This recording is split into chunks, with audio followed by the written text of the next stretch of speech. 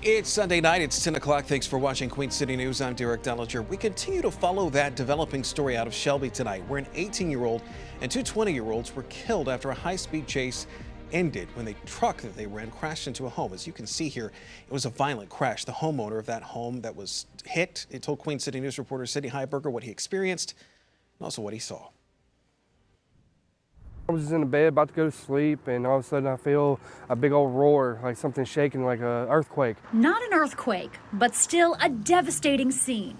When Franklin Batten left his home to check it out, he saw this, a truck blasted into a home, coming to a rest upside down. I just hope everybody was okay. I didn't know anybody passed away. When I found out, I felt really stressed. Shelby Police confirmed 3 of the 6 people in that truck died. But the way this whole incident started has people in the neighborhood just feeling lucky they're alive. What I understand from the police, they were chasing this car.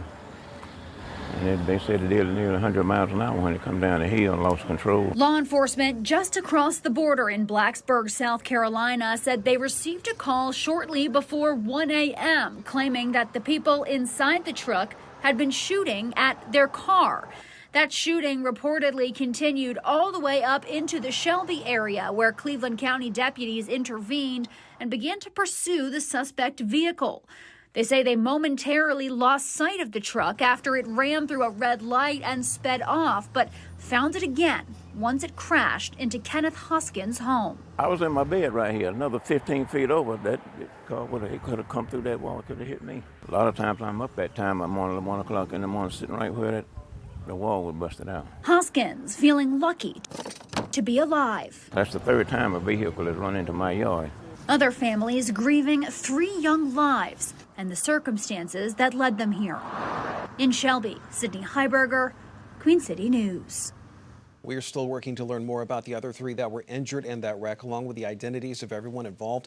One extra thing we should mention too, Sidney talked about that shooting incident in Blacksburg, South Carolina that may have involved that same truck. Deputies there say they believe the people in the truck were trying to kill the people in the other car that they were shooting at. No one, though, was injured.